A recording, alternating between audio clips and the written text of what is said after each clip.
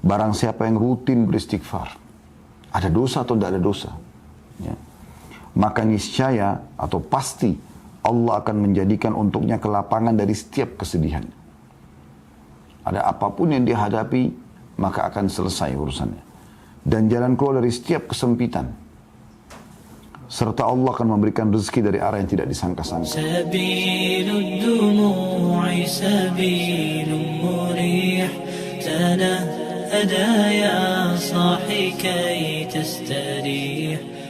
Assalamualaikum warahmatullahi wabarakatuh. Alhamdulillah wassalatu wassalamu ala Rasulillah. Segala puji dan puja kehadirat Allah Subhanahu wa taala, juga salawat dan taslim kepada Nabi besar Muhammad sallallahu alaihi wa ala alihi wa sahbihi wasallam.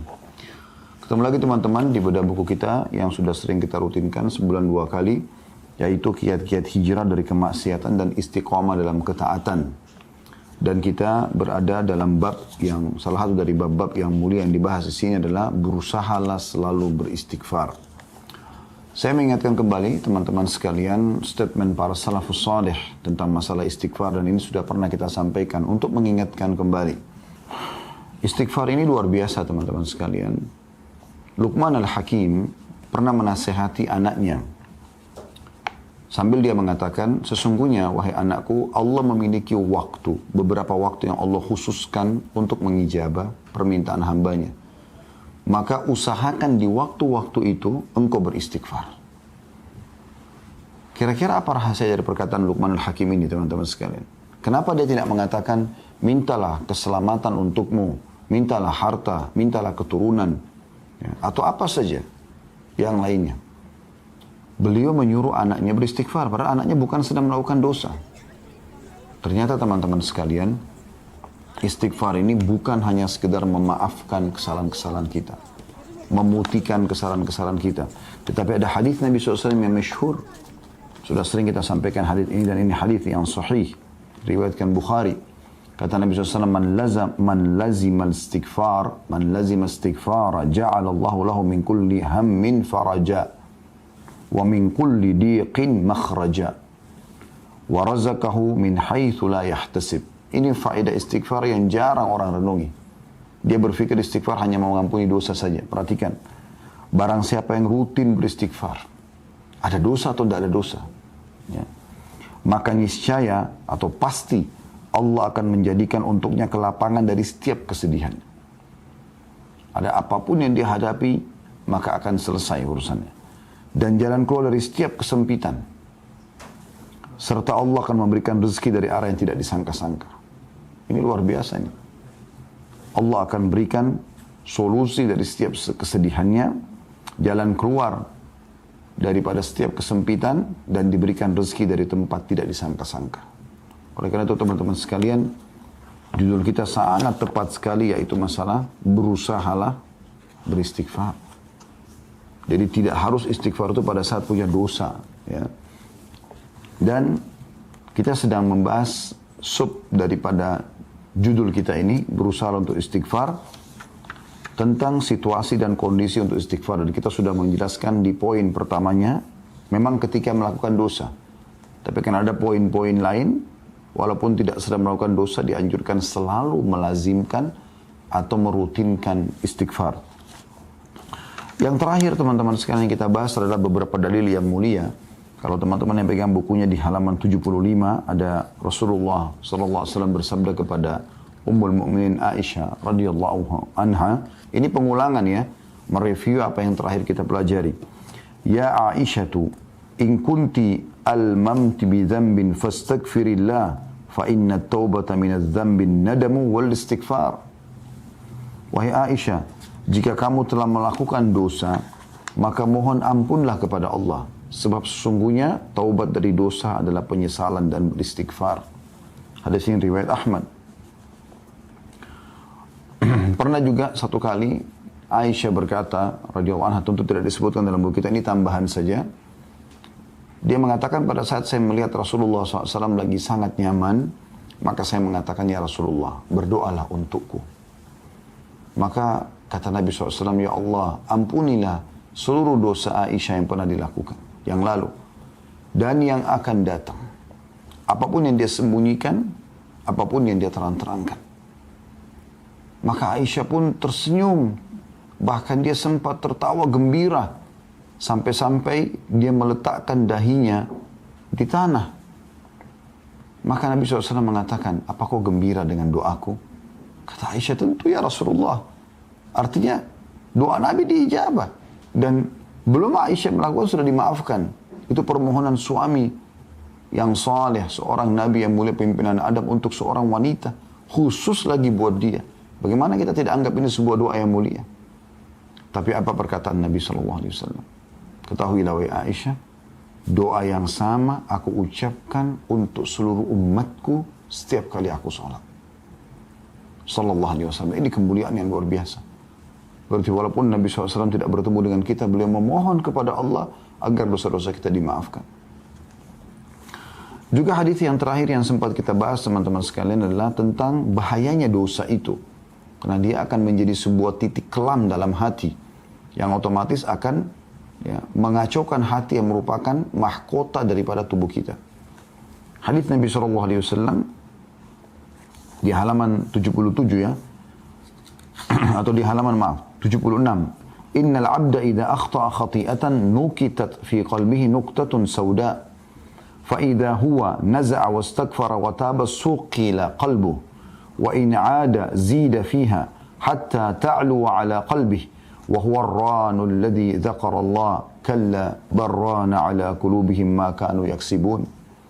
Sesungguhnya seorang hamba bila melakukan satu kesalahan atau dosa, maka dalam hatinya terbentuk satu bercak hitam. Jika dia meninggalkan kesalahannya, beristighfar, memohon maaf, dan bertaubat, janji sama Allah tidak mengulanginya, maka hatinya dibuat cemerlang kembali, cerah kembali, segar kembali. Jika dia kembali melakukan dosa, maka bercak hitam itu dibuat semakin bertambah sehingga menutupi hatinya. Dan itulah makna tafsir kata arran dalam firman Allah Subhanahu wa taala, kalla barrana ala qulubihim ma kanu yaksibun. Sekali-kali tidak, bahkan apa yang mereka kerjakan itu telah menutupi hati mereka. Maksudnya dosanya. Ya. Dan ini sudah kita jelaskan panjang lebar pada pertemuan yang lalu. Kita lanjutkan dengan poin yang kedua. Waktu-waktu yang dianjurkan beristighfar setelah poin pertama yaitu melakukan dosa, langsung istighfar. Yang kedua adalah setelah melaksanakan ketaatan. Rasulullah SAW bila selesai mengerjakan sholat, beliau beristighfar 3 kali dan mengucapkan Allahumma antas salam wa minkas salam tabarakta ya dzal jalali wal ikram. Beliau mengatakan astagfirullah, astagfirullah, astagfirullah pertama sekali begitu salam, agar kalau ada kesalahan dalam sholat dimaafkan oleh Allah. Lalu beliau mengatakan, ya Allah, engkaulah zat yang maha memberi keselamatan dan darimulah segala keselamatan. Maha suci engkau, wahai zat yang maha agung lagi maha mulia. Ini diriwayatkan Bukhari dan Muslim dan juga Imam Ahmad. Seusai menunaikan haji, Allah Subhanahu wa taala juga memerintahkan pada ibadah haji ibadah yang mulia. Tapi tetap diikuti dengan istighfar, orang itu melakukan dosa atau tidak. Dalam firman-Nya dalam surah Al-Baqarah ayat 199 Allah berfirman, A'udzu billahi minasyaitonir rajim. Tsumma afidhu min haitsu afadha an-nasu wastaghfirullah innallaha ghafurur rahim. Kemudian bertolaklah kalian dari tempat yang banyak orang bertolak, maksudnya dari Arafah di tanggal 9 Zulhijjah menuju ke Muzdalifah, dan mohonlah ampunan kepada Allah, sesungguhnya Allah Maha Pengampun lagi Maha Penyayang. Jadi puncak ibadah haji hari Arafah itu, tanggal 9 Zulhijjah. Dan justru pada saat itu Allah Subhanahu wa taala menyuruh istighfar. Saya juga pernah ingatkan ya, bagaimana Nabi Adam alaihissalam, bagaimana Nabi Yunus alaihissalam pada saat mereka melakukan pelanggaran yang sudah Allah gambarkan. Nabi Adam memakan dari pohon buah yang dilarang, kemudian Nabi Yunus meninggalkan kaumnya sebelum diizinkan, walaupun niatnya baik ingin mencari lokasi dakwah baru, tapi belum ada perintah dari Allah.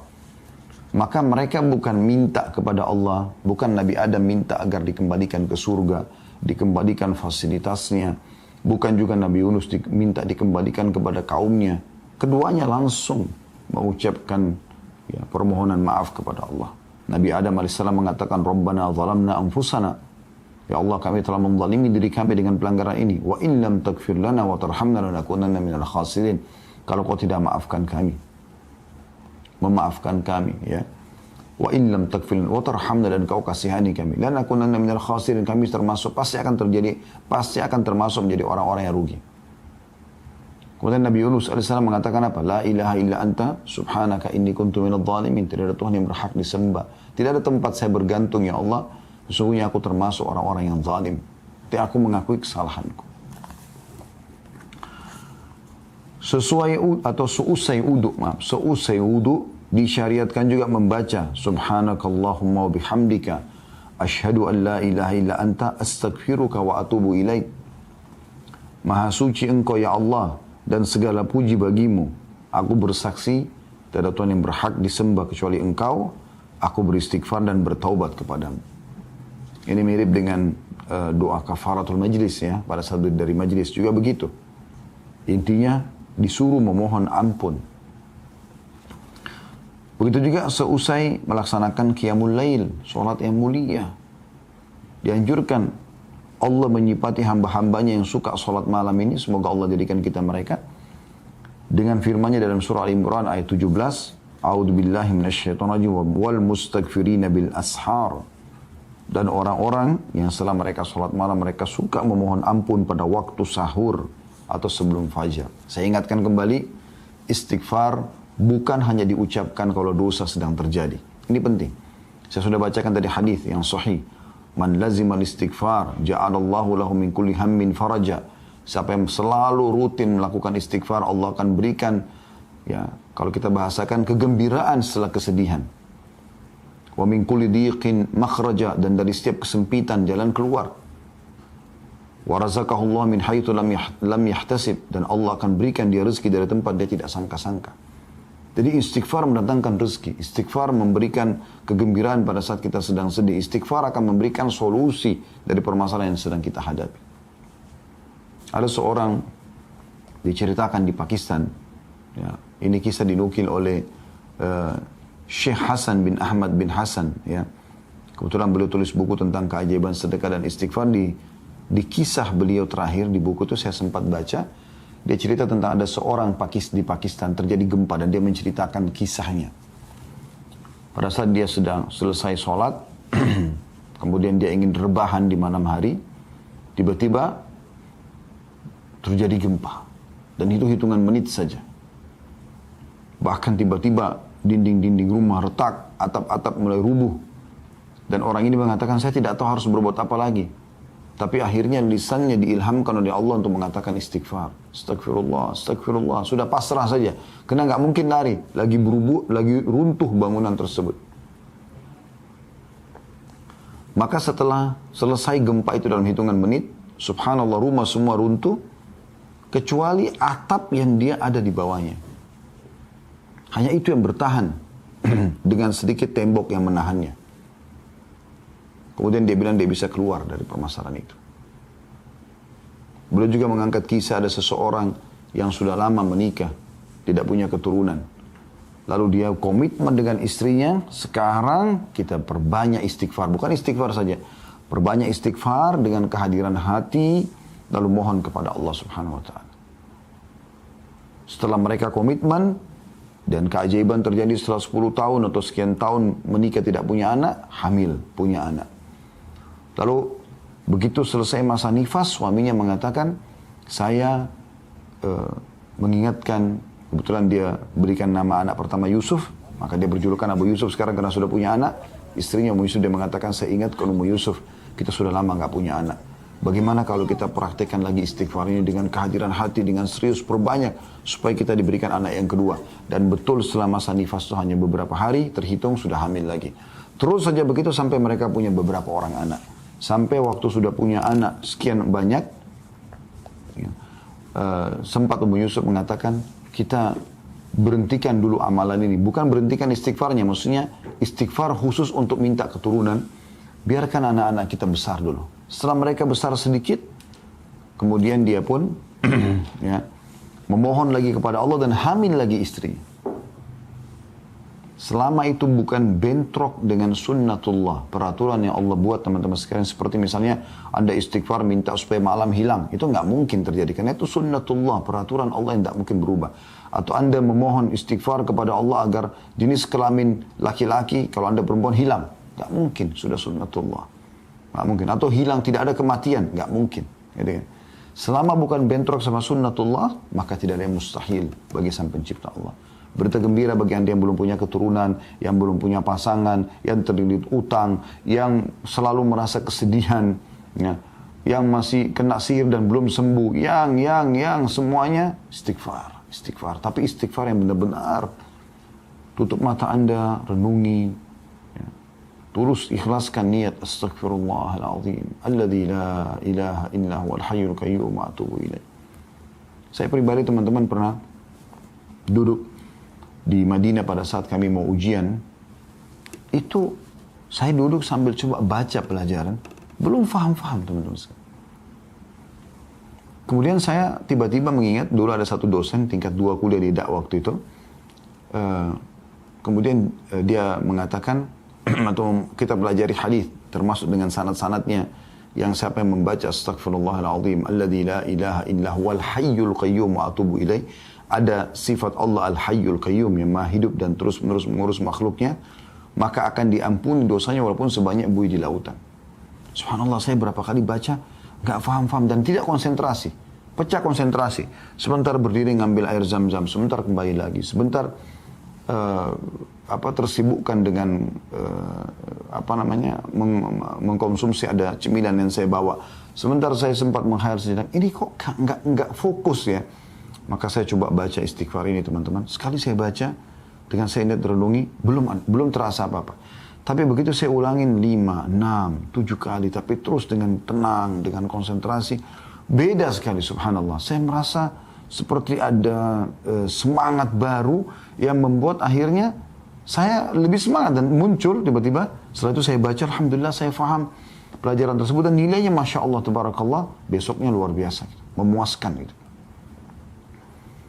Jadi ini luar biasa teman-teman sekalian. Jadi memang istighfar itu bukan hanya sekedar memaafkan, bukan hanya sekedar pengakuan penyesalan, permohonan maaf kepada Allah pada saat kita berdosa, tapi memang untuk memberikan solusi dari setiap permasalahan kita. Bahkan Nabi SAW mengatakan tadi, memberikan rezeki dari tempat tidak disangka-sangka. Ya. Kemudian beliau mengatakan juga Allah memerintahkan kepada nabinya Sallallahu Alaihi Wasallam, Nabi Muhammad SAW, di akhir dakwah beliau dalam menyebarkan agama Allah dan kesungguhan beliau di jalannya untuk beristighfar. Nabi Muhammad SAW sudah berdakwah, sudah dengan pengorbanan luar biasa, Allah tetap suruh ikutkan dengan istighfar.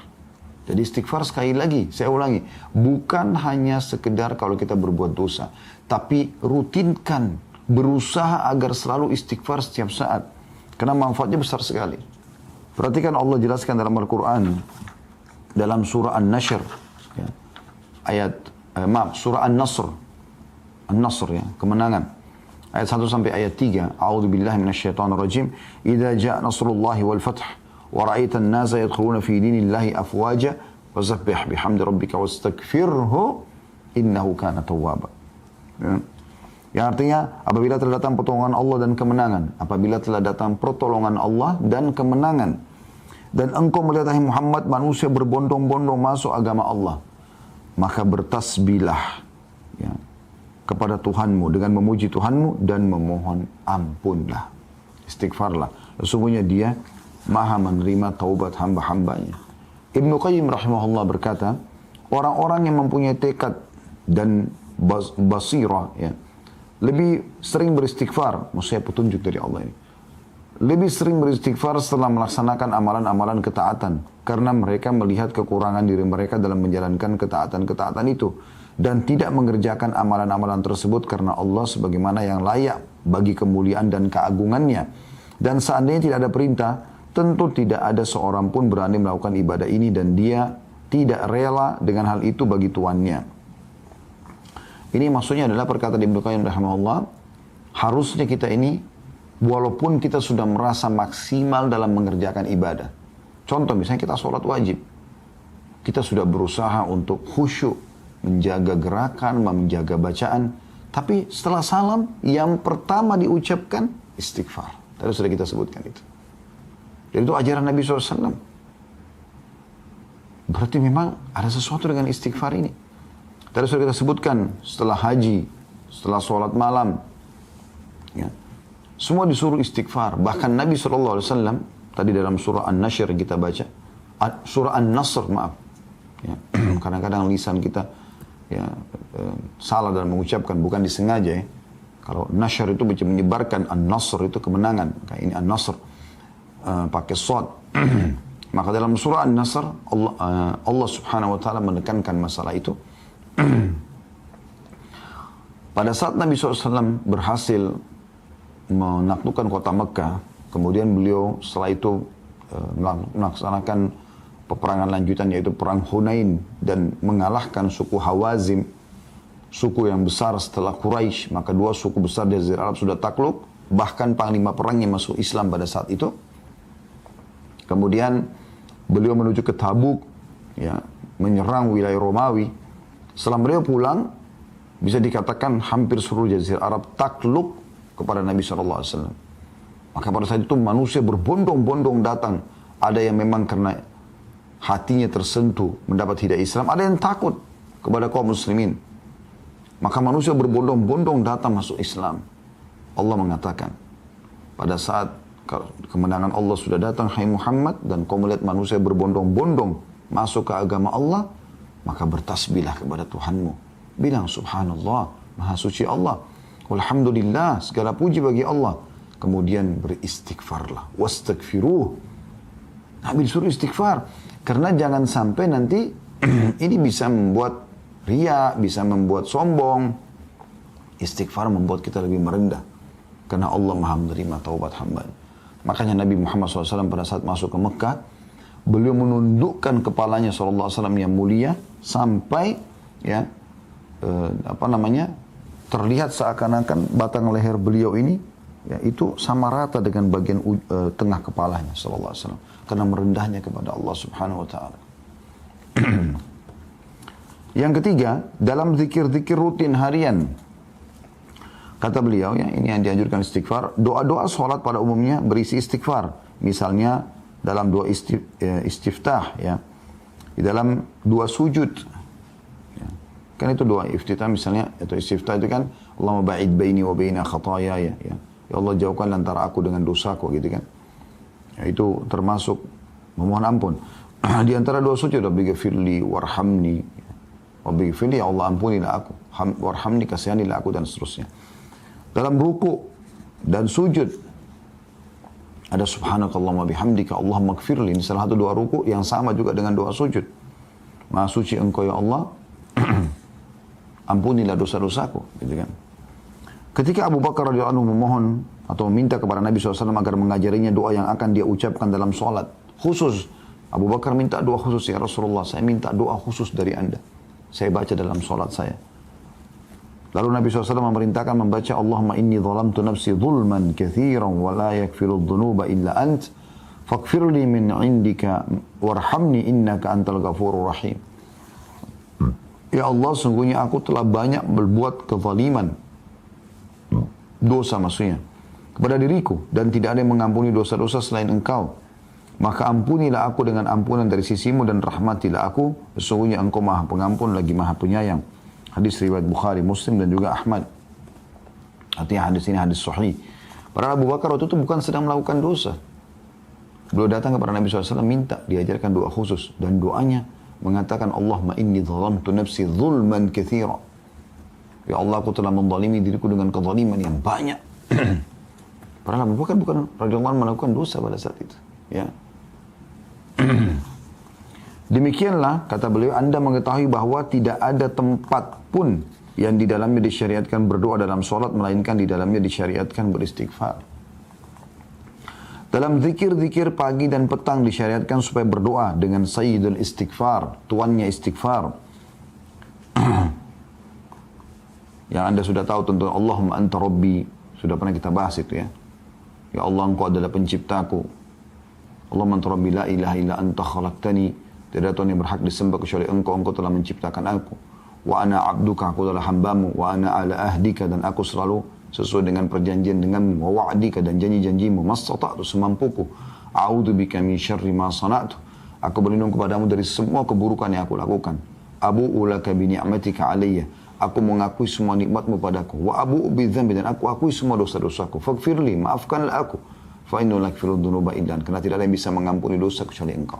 Apa kata Nabi SAW? Anda kalau pegang bukunya di situ, hadis riwayat Bukhari dan juga Ahmad, man qalaha minan nahari muqinan biha famata min yaumi qabla an yumsiya fahuwa min ahli jannah. Siapa yang membaca tadi itu, saya istighfar, tuannya istighfar yang baru saya sebutkan tadi, pada waktu siang atau pagi hari dengan meyakininya, betul-betul tulus baca, mohon ampun dari Allah, lalu dia mati pada hari tersebut sebelum sore, maka dia termasuk penghuni surga. Lalu lanjutan hadisnya, wa man qala minal laili wa huwa muqinun biha famata qabla an yusbiha fa huwa min ahli jannah. Dan siapa yang mengucapkan ini di sore hari, di malam hari atau di petang atau di malam hari ya, dan dengan penuh keyakinan maka dia mati sebelum pagi hari, dia termasuk ahli surga. Yang keempat, anjuran beliau mengatakan senantiasa beristighfar setiap saat. Inilah wirid rutin Nabi SAW, padahal beliau telah diampuni dosanya yang telah lalu dan akan datang. Dari Al-Aghar Al-Muzani radhiyallahu anhu, dia mengatakan bahwasanya Rasulullah SAW bersabda, innahu la yughanu ala qalbi wa inni la astaghfirullah fil yawmi 100 marrah. Sesungguhnya terkadang hatiku tertutupi oleh sesuatu, dan sungguhnya aku beristighfar kepada Allah dalam sehari 100 kali. Hadis ini riwayat Muslim. Jadi kalau Nabi SAW istighfar 100 kali, Anda bagaimana? Kita bagaimana, saya dan Anda? Harusnya kita ikuti Nabi SAW. Padahal beliau sudah diampuni dosanya yang lalu dan yang akan datang. Juga dalam riwayat Abu Hurairah radhiyallahu anhu, dia menuturkan, aku mendengarkan Rasulullah SAW bersabda, wallahi inni la astaghfirullah wa atubu fil yawmi akthara min 70 marrah. Beliau bersumpah atas nama Allah mengatakan, demi Allah, untuk memastikan agar umatnya tidak usah ragu dengan ini. Sesungguhnya aku beristighfar dan bertobat kepada Allah dalam sehari lebih dari 70 kali. Hadis ini riwayat Bukhari. Ya.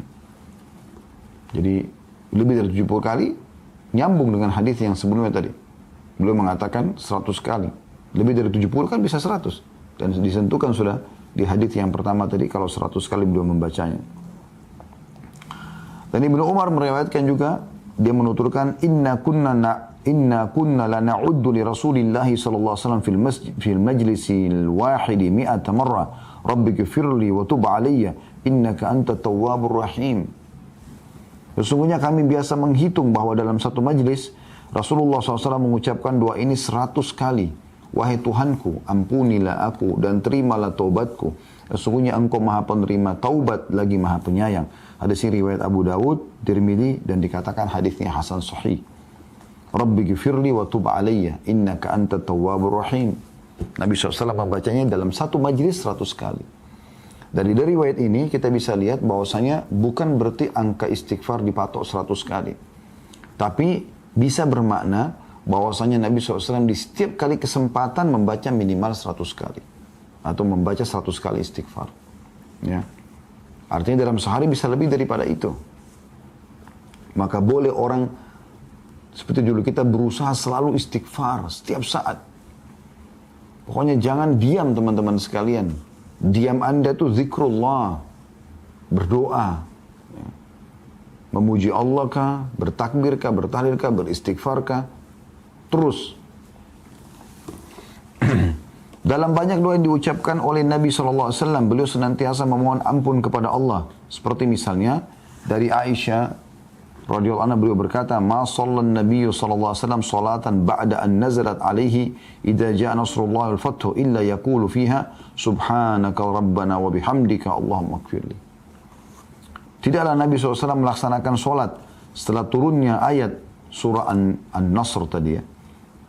Pada saat datang kemenangan Allah, idza jaa nasrullah wal fathu. Kecuali beliau selalu membaca subhanaka rabbana wa bihamdika Allahumma ighfirli. Maha suci Engkau wahai Tuhan kami dan segala puji bagimu ya Allah, ampunilah aku. Saya ulangi, Maha suci Engkau ya Allah, subhanaka rabbana, Maha suci Engkau wahai Tuhan kami, wa bihamdika, dan puji-pujian untukmu. Allahumma ighfirli, ya Allah ampunilah aku. Dari Nabi SAW selalu baca ini. Allahumma gfirli, Allahumma gfirli. Dari Abu Musa radhiyallahu anhu dari Nabi SAW bahwa beliau juga pernah berdoa dengan doa ini. Rabbi gfirli khati'ati wa jahli. Rabbi gfirli khati'ati wa jahli. Wa israfi fi amri kullih. Wa ma anta a'lamu bihi minni. Allahumma gfirli khatayaya wa amdi. Wa jahli wa hazli. Wa kulla dhalika indi. Allahumma gfirli ma qaddamtu wa ma akhartu wa ma asrartu wa ma alantu. Antal muqaddimu wa antal muakhiru wa anta ala kulli syai'in qadir. Ya Allah, ampunilah kesalahanku, ketidaktahuanku, berlebih-lebihanku dalam segala urusanku. Dan apa yang engkau lebih tahu mengenai hal itu daripada aku. Ya Allah, ampunilah kesalahanku, kesengajaanku, ketidaktahuanku dan kelemahanku. Semua itu ada padaku. Ya Allah, ampunilah dosa-dosaku yang telah lalu dan akan datang. Apa yang aku lakukan secara sembunyi-sembunyi dan secara terang-terangan. Engkau lah yang maha mendahulukan dan engkau lah yang maha mengakhirkan. Dan engkau maha kuasa atas segala sesuatu. Hadis riwayat Bukhari dan Muslim. Dan Nabi SAW sering baca ini. Perhatikan teman-teman, lafadznya luar biasa. Ya, lafadznya luar biasa. Ya Allah, ampunilah kesalahanku dan ketidaktahuanku dan berlebih-lebihanku dalam semua urusanku. Karena Nabi SAW tidak berlebihan. Tapi beliau merendah di hadapan sang pencipta Allah. Ini luar biasa. Dan apapun yang engkau ketahui atau engkau lebih tahu daripada aku. Ya Allah, ampunilah kesalahanku, diulangi lagi. Kesengajaanku, ketidaktahuanku dan kelemahanku. Semua itu ada padaku. Jadi beliau mengucapkan luar biasa. Ya Allah, ampunilah dosa-dosaku yang lalu dan akan datang. Perhatikan, memohon maaf bukan cuma yang lalu. Yang akan datang pun kita minta. Serta yang aku lakukan sembunyi-sembunyi dan terang-terangan. Jadi ini permintaan yang luar biasa. Ya. Dari Ibnu Abbas juga radhiyallahu anhu bahwasanya Rasulullah SAW pernah berdoa, Allahumma laka aslamtu, wa bika amantu, wa alaika tawakkaltu, wa ilaika anabtu, wa bika khasamtu, wa ilaika hakamtu, faghfir li ma qaddamtu, wa ma akhartu, wa ma asrartu, wa ma alantu, antal muqaddim, wa antal muakhir, la ilaha illa ant. Ya Allah, kepadamu lah aku berserah diri. Allahumma laka aslamtu. Wa bika amantu, kepadamu lah aku beriman. Wa alaika tawakkaltu, kepadamu lah aku bertawakal, mengalihkan urusan pekerjaanku. Wa ilaika anabtu, dan kepadamu lah aku akan kembali. Wa bika khasamtu, dan dengan hujjamu aku berargumen.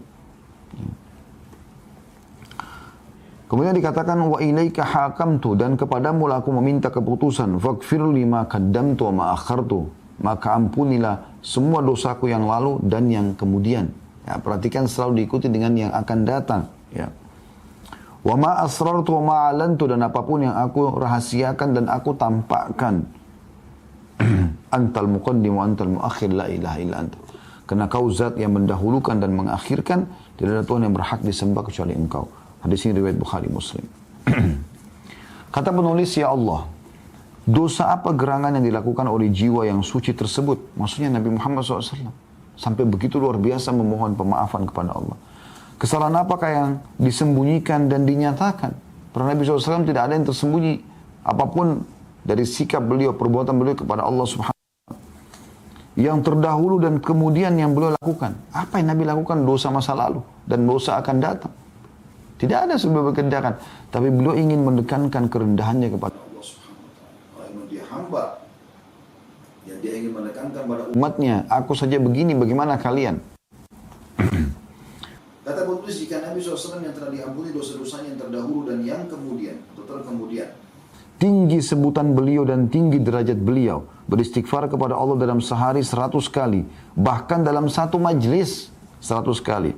Lalu bagaimana halnya dengan kita, orang-orang yang sering mencampur adukan antara kebaikan dan keburukan, sering melakukan dosa dan tidak sempurna dalam melaksanakan kewajiban? Bagaimana bisa kita tidak istighfar kecuali hanya habis sholat, astagfirullah, astagfirullah, selesai. Bagaimana kita lalaikan istighfar 100 kali minimal dalam sehari? Nabi SAW kadang-kadang 100 kali dalam satu majlis. Rabbi ghfirli wa tub alayya. Selalu beliau ulang-ulangi. Ya. Jadi surah An-Nasr pada saat turun, Subhanaka Rabbina, ya, Subhanaka Allahumma wa bihamdika, ya, Allahumma gfirli. Saudaraku yang mulia, kata beliau, karena sedemikian rupa kedudukan istighfar, maka jangan sampai ia berpisah dari kita di majlis atau kediaman. Hendaklah lisan kita senantiasa melantunkan istighfar dan taubat setiap saat dan setiap waktu. Serta hendaklah kita berusaha menjaga doa-doa rutin dan mengingat dosa-dosa kita dan kekurangan kita dalam menjalankan kewajiban kepada Allah dalam keadaan berdoa kepadanya. Ini Ramadan, kesempatan. Jiwa kita betul-betul lagi sangat siap untuk mendekatkan diri kepada Allah. Lebih siap dari sebelumnya. Jangan sia-siakan ini. Sehingga nanti akan Anda sudah seperti orang yang punya bekal yang sangat bagus, punya yang sangat kuat setelah Idul Fitri nanti. Untuk Anda terapkan dalam kehidupan sehari-hari. Ini masa training. Masih tersisa. Ya, sampai 7-8 hari ke depan. Jangan sia-siakan, saudaraku. Istighfar yang berbekas dalam jiwa dan terlaksana tujuannya ialah istighfar yang di dalamnya hati dan lisan sejalan. Sebab istighfar adalah tanda taubat dan berhenti melakukan dosa serta perasaan berdosa dan bersalah. Maka sepatutnya kita, wahai saudaraku yang mulia, ya, agar hati kita mengucapkan istighfar dan penyesalan sebelum lisan kita. Jadi jangan cuma astagfirullah tapi munafik, hatinya enggak begitu. Enggak. Kalau perlu kata beliau, hati lebih dulu beristighfar, menyesali perbuatan sehingga lisan mengucapkan dengan tulus, aku memohon maaf kepadamu ya Allah. Astagfirullah wa atubu ilaih. Nikmatnya orang yang istighfar dan taubat itu luar biasa, teman-teman. Tidak bisa dibeli dengan seluruh harta dunia. Anda pernah rasakan pada saat Anda buat dosa lalu Anda dulu di atas sejadah Anda menangis terisak-isak karena kesalahan tersebut? Saya yakin orang beriman akan pernah melalui itu. Bagaimana nikmatnya tangisan itu, teman-teman. Demi Allah nggak bisa dibayar dengan seluruh harta dunia.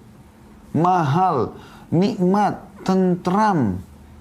Rasanya kita pada saat itu pun kalau mati siap bertemu dengan Sang Pencipta Allah. Kenapa kita nggak lakukan ini setiap saat?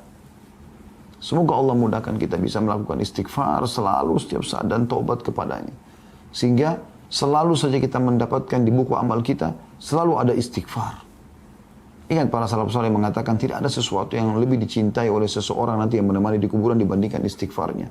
Sebagian mereka mengatakan kalau sungguh bahagia orang yang di buku amalnya setiap 2 baris dia temukan istighfar. Sehingga kalau ada kesalahan dimaafkan, ada kesalahan dimaafkan.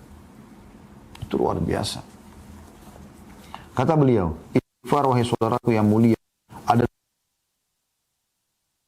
Allah Maha Suci dan Maha Tinggi.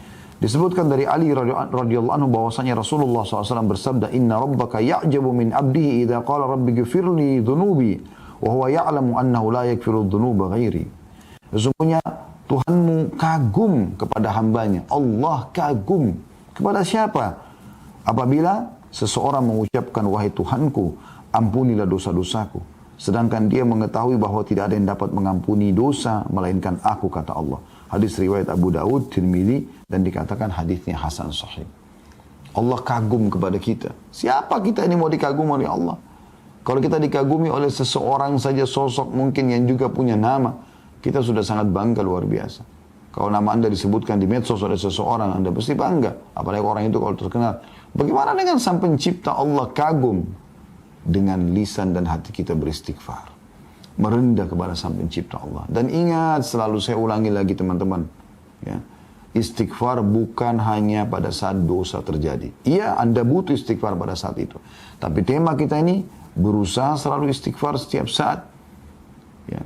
Itu bukan hanya karena itu. Ingat hadis tadi yang sudah saya sampaikan. Man lazima istighfar, ja'alallahu lahu min kulli hammin faraja.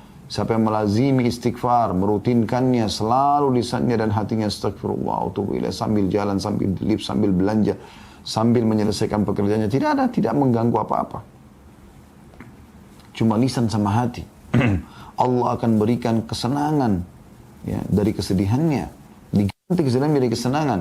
Wa min kulli dikin makhraja, dan dari setiap kesempitan jalan keluar. Wa warzaqallahu min haitsu la yahtasib, dan Allah akan berikan rezeki dari tempat tidak disangka-sangka. Ini luar biasa. Kemudian beliau tutup dengan hadis yang lain adalah diriwayatkan oleh Hakim dari hadis Ali radhiyallahu anhu, innallaha ta'ala la ya'jabu minal 'abdi idza qala la ilaha illa anta inni qad zalamtu nafsi faghfir li dhunubi innahu la yaghfiru dhunuba illa ant. Qala 'abdi 'arafa anna lahu rabban yaghfiru wa yu'aqib.